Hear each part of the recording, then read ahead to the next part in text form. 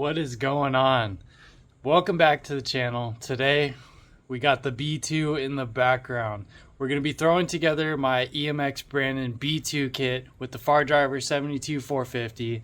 And real quick, I just want to shout out everybody who's supported in buying this kit and adopting it early. There is going to be a few little hiccups here and there, but nothing we can't handle. I got you guys covered in this video. So let's go ahead. I'm going to show you guys what comes in the kit, and we're going to go ahead and install it in the B2. And let's go through this together, guys. All right. We got the beautiful B2 sitting here. Installation, or excuse me, the unboxing and assembly video is going to be up probably before this. We'll find out. Either way, I will link it up in the top right if you guys want to check that out as well. Appreciate the support. So as you can see here down at the floor, we have our EMX Brandon Fardriver 72450 kit for the B2. Now I'd like to say this is probably the best value around. You are getting a real deal Sur-On throttle. This is a Ultra B throttle. I'll probably end up swapping to the Light B throttle. I don't believe there's any difference as far as the housing and electronics and stuff. But this cable is a little bit too short, so I went ahead and sent you guys extensions, which are already pre-installed, so you won't have to worry about that. But these do come with grips with a little locking clamp on it as well. So those are pretty nice. I like those. Of course, we have our 72450 back here. We got our EMX Brandon sticker. We have some longer bolts for the thicker heatsink to mount this thing. And then we have our spare pigtail. This will be for a display. Obviously, all you have to do is strip the ends and strip the ends for your DKD display or whatever. And then I have these heat shrink I don't know what they're called, but basically they got little solder joints on the inside and heat shrink them, and then it'll watertight and seal them beautifully. And then you can just plug this into the provided plug on the nice plug and play harness right here, and you have a display going. This will be your display plug. We'll go over that here in just a second. So it's just a little option you guys can take. And then of course we got a couple zip ties to clean up all your wiring once you're done. And then we have this here nice 3-speed switch. That way, if anything happens, this thing is probably going to hang on pretty good compared to those crappy plastic ones. So this is a nice value. Again, most of the stuff has waterproof connectors. Even the Sur-On throttle and the harness has a waterproof connector. And these are actually the Sur-On style connectors. So, if anything does happen to your throttle and you need to get a replacement, you don't have to worry about changing the connector on the Fardriver harness. It's already there, ready to go. You just got to get a replacement, plug it in, and you're solid. So yeah, let's go ahead and get to the harness. As you can see, nice wrapped up in some fabric tape. We got a few connectors, but nothing is going to be matching, so you really can't screw this up.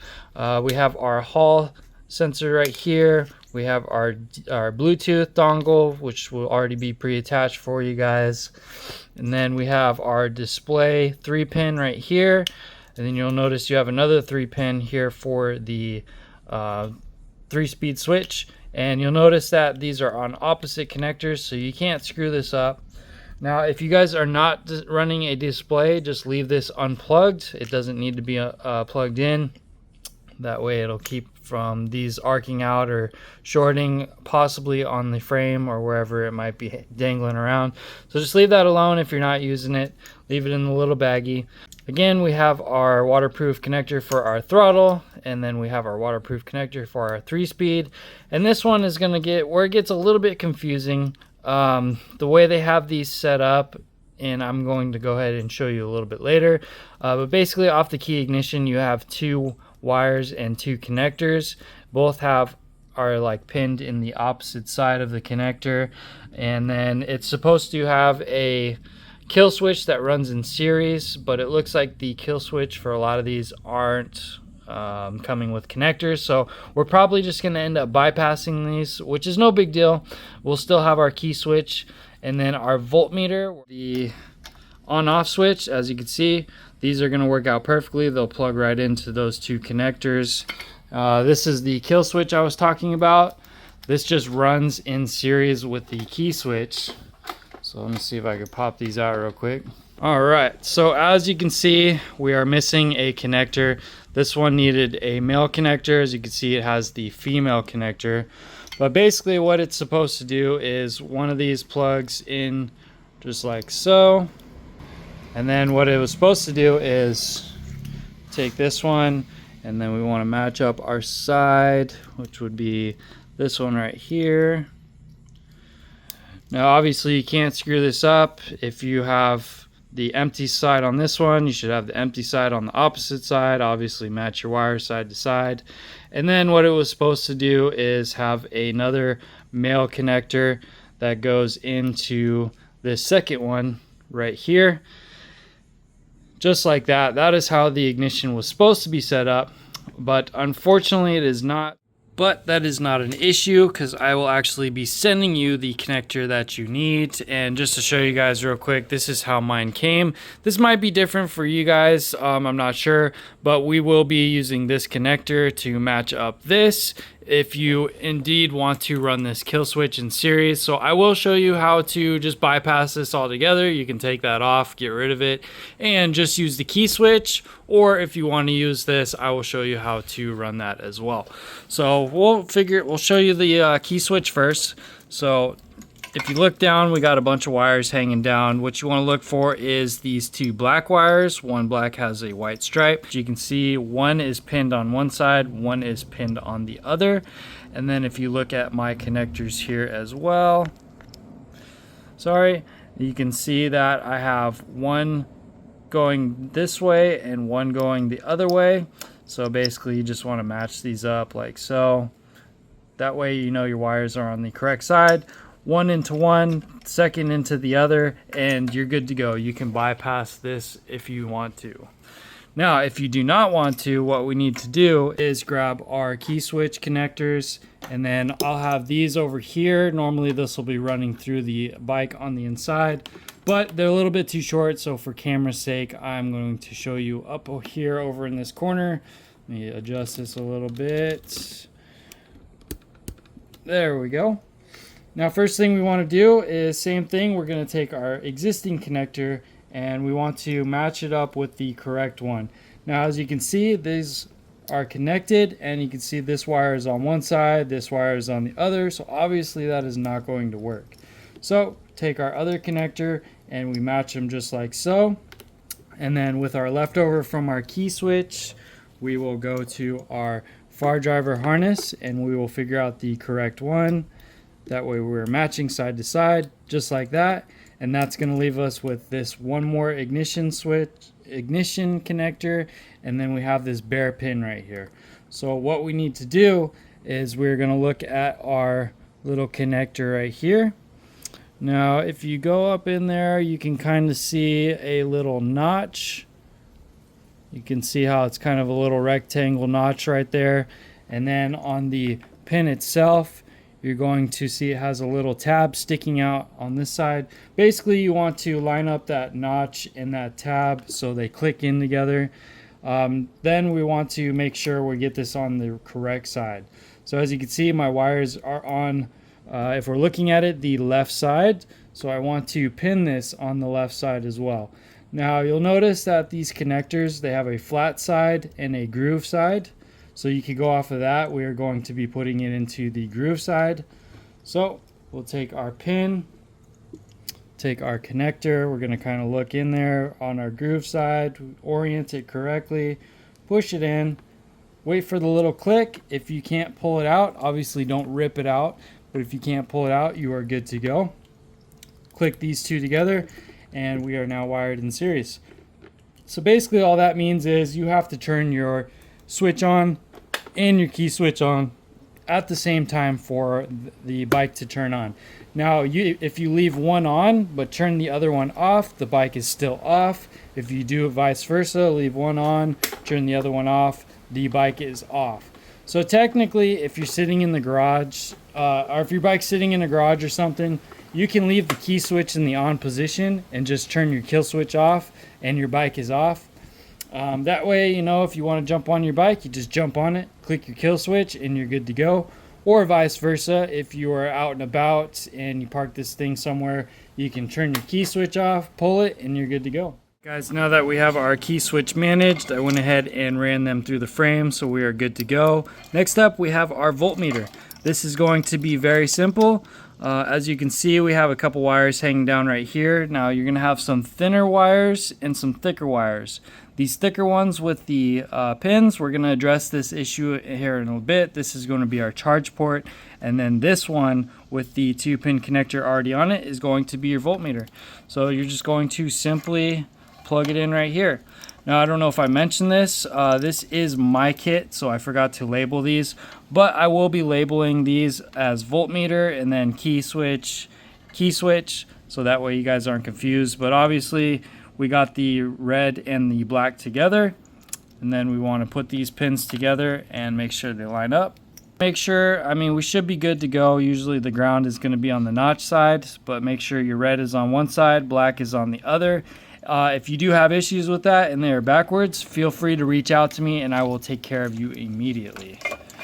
Alright guys, now that we have our key switch and our voltmeter all set up and ready, you'll notice we have a few more plugs to deal with. We have our hall sensor, our display plug. If you're not using, don't worry about that, just leave it alone. And we have our throttle and our 3-speed. So right now what we're going to do is we're going to hook up our throttle to the bars and our 3-speed to the bars however you like it. So don't worry about copying me. If you want your 3-speed up over here, do it over there. It's up to you, totally on you guys. So I'm going to go ahead and set these up how I like them. And then what we'll do is run our wires through the frame just like so, just like this is. That way it's nice and clean, and when we put our cover on, it looks good. Make sure you run your wires behind the front brake line. If you run them up front, it's going to catch and snag and it's not going to be good. So just make sure you run everything just like this, behind, back through here, and through the little notch right here, as you can see. To give you guys an example of how I have mine set up, so we got your throttle here, which uses a 4mm for the Allens. And then I loosened up the kill switch, set up my 3-speed switch. This is going to be a 2mm. Now for everybody who likes to tighten things like crazy, you will strip these out, so just be careful. Get them tight, snug them up, give them a little 90. It doesn't need to be crazy tight, just enough to where, you can't really move it, and that's perfect. But yeah, and then of course we got our grips. These use a 3mm Allen. These are actually really nice. They just slide right on, kind of give them a little tap on the inside, tighten this down, and then you can butt up your 3-speed switch and your kill switch up to it however you like. That way it gives you nice control, just like that. Alright guys, so we got our throttle and our switches ran, and then like I said, we just run these across. The 3-speed switch I ran through the hole on the side right here, and then of course we have our throttle, which runs down up underneath, follows the brake switch wire going down into there, and then we're ready to plug those into the harness. So we'll go ahead, pop down here. We have our throttle wire hanging down, and then our 3-speed switch up here. Now it is a little bit short, but of course this harness is going to be plenty long enough. So we just pop that up into here, and then like I said, you guys can't screw up this. All the connectors have their own spots. So we got our 3-speed switch plugged in. Sorry, it's a little dark. And then we grab our Sur-on throttle connector, and we pop those in just like so. Done and done. All right, and then the last one we have is our hall connector. So you'll notice you have your hall wires and your phase wires looped up over the top right there. So we'll go ahead and plug this guy in. And that just about does it. So again, like I said, if you are running a display, you got your pigtail right here. You can just send me a message and I will show you how to hook this up. Very easy. Like I said, you just have to match your wires. Really, you don't even have to pay attention to the color of the wires on here. You just want to pay attention to these colors here. You'll have your orange for your keyed ignition, black for your ground, and brown is your one line. So depending on if you're running a DKD or something, you have this is going to be your keyed ignition, your 72 volt power, your ground obviously, and your one line communication. So you just need to match those up with these wires right here to this connector, and then again you'll just splice them, butt connect them just like that, plug this in, and then you have a display ready to go. Obviously you will have to dial in the display itself through the settings, but this will at least get you powered up. Now, getting the harness out of the way, we are ready to pop in the controller. So first I want to address, you'll notice you have a couple extra connectors that don't go to anything. Then you got this red one right here. These two are actually your brake switches, and without a 12 volt kit, you're not going to worry about these. So just leave these to the side. Don't worry about them. So now we need to mount the controller. So we'll get all this stuff off, and then we will use our provided hardware. And first thing we need to do is take off this fender right here. Look under here, we have 3 Allen bolts. I believe those are 5mm. We're going to pop those off, take them down. We need to do that so we can get to this bolt right up here. I believe those are going to be a 3mm. We're going to have 4 bolts here, 1, 2, 3, 4 on the other side, and then 2 more on the bottom so we can get this cover out and slide our controller in. So as you can see, we got our 1, 2, 3, 4, 5, 6, 7 bolts done. We got a couple, what are these, 4 of these 10mm nuts on the back side as well. 10mm will be on the back side of these 4 right here, 2 on the bottom as you can see, and 1 up top. From there we can grab our controller, and we want our battery lead and phase cables facing the right side of the bike. Left side with the connectors right here, and we're going to go through the front of the bike, and we're going to slide it in just like so. If it might be a little tight, give it a good slap up in there just like so. Now these bottom bolts, they should line up just fine as you can see, but unfortunately these top ones were a little bit different, and I did have to take a step bit and make these holes just a tiny bit bigger. If you can see right up there, which shouldn't be too big of a deal. Like I said, I just used my step bolt bit and went up a few sizes. That way these can fit just fine through here now. All right, look how clean that is. Controller is fully bolted in on all 4 sides. Man, literally it was meant to be. And I love the bolts that I provide, nice and flush fit on there. And the nice part about having these flange nuts on the back side here is you actually don't need a wrench on here. As soon as you start tightening down, these will bite into the material. But yeah guys, so we got our controller mounted, we have all of our wires hooked up and ready to go. And next up we need to install the harness connector 30 pin to the controller itself. Now if you'll notice right up top here, let's see if I can focus, we got these 2 little notches right here. Now these 2 little notches, see if I can find them. Of course you can't see a dang thing right here. You can kind of see it right there just peeking a little bit, but basically you're going to want these 2 notches to be on the outside of the controller like so. Sometimes it's easier to get the little rubber grommet out of the way just like that for a moment, and then we will go ahead, line up our 30 pin like so, and then you want to make sure you push it down evenly until both sides snap into place just like that. Then we can put our rubber grommet back down just like this, kind of work it around, keep this thing as nice and waterproof as possible.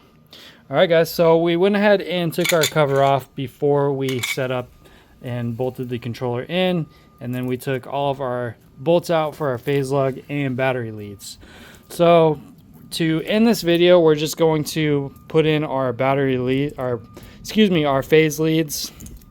And then on the next video, we're going to set up our BombMoto B2 battery and show you guys how to hook up the the battery leads and the charge wires. This stuff is kind of in the way, so we can kind of shove it over real quick. And then basically what we're going to be doing is just taking our phase wires, we're going to run them across, get them down in there, put our bolts in, and then very easy, just match up blue to blue, green to green, yellow to yellow. Phase cables all hooked up. We got our 30 pin connected.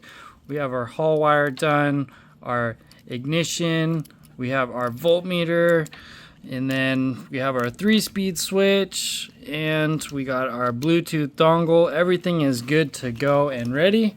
The only thing you guys are going to have left is, depending on your battery situation, if you guys get a B1 battery, you will get some battery leads.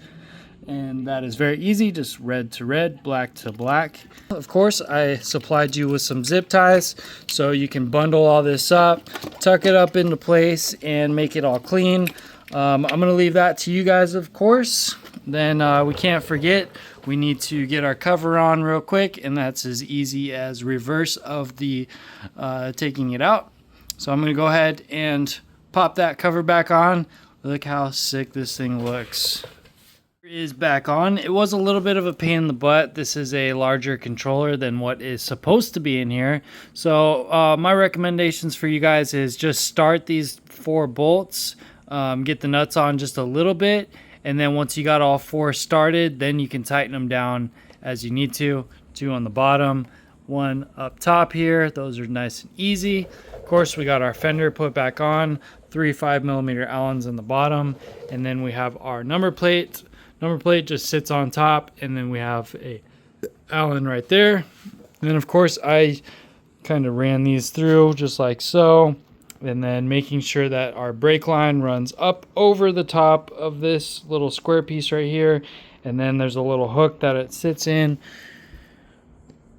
just like that. Oh, it's not in there, but you get the point. Sits in there just like that. And then we have all my cables routed. The B2 did come with a couple zip ties, so I use those to help clean up. And then if we go down here and look, we have used our included zip ties to kind of bundle this up and just zip tied it to the top of the frame right there. And that's it. Like I said, just need to hook up your controller, put your little cover back on, and yeah, you're good to go. Now, if you bought a kit from me, I will be helping you tune these, because these ones are not pre-tuned. In the future, they will be pre-tuned, and all you'll have to do is run through the auto learn and you're good to go. But yeah, guys, that is going to do it for the install video of my plug and play 72450 Fardriver kit for the B2. Again, big shout out to you guys for ordering. I appreciate you guys a bunch. And huge shout out to you guys for trusting me on these kits. This is my first time doing this kind of thing, and there's like 25 plus of you guys who have ordered these kits, whether it be for the B2 or for your new B1 back there. And again, I cannot thank you guys enough for trusting me. I'm already seeing a few of these rolling, and I'm stoked to see the rest of you. If you guys want one for yourself, of course, I'll be on deck with more very soon here. I do have 1 left at the time of recording this for the B2 and 3 left for the B1. But email me at emxbrandon@gmail.com. We'll get you taken care of. Look me up on Instagram, emxbrandon. Facebook, I usually prefer my Brandon Ely, my regular profile. But if you find me on EMX Brandon on Facebook, send me a message. I'll get you taken care of. Hopefully you guys were able to get your kit set up nice and easy. I know a few of you have actually already done this. The bikes and the kits made it long before mine were here, and I was able to record this. So shout out to you guys. And yeah, so I'm going to go ahead and do an unboxing video for the B2 battery. We will address the short leads for the charge port. And then, yeah, basically we'll get this thing hooked up. Like I said, these things aren't pre-tuned, but I will be reaching out to everybody who bought a kit from me already. And we'll be doing personal tunes. But later on, I'm going to show you guys on video how to get on the Fardriver app, whether you're Android, iPhone. We're going to set up the email, bound the controller, all that good stuff, and then we'll get a sick tune for the B2. That way, if you guys are doing DIY and you hooked up your own Fardriver kit, whatever it may be, at least you guys have some guidance how to set it up and tune it after you're all finished wiring it up. All right, guys, that's going to do it for this video. Big shout out again. Appreciate y'all. See you in the next one. Peace.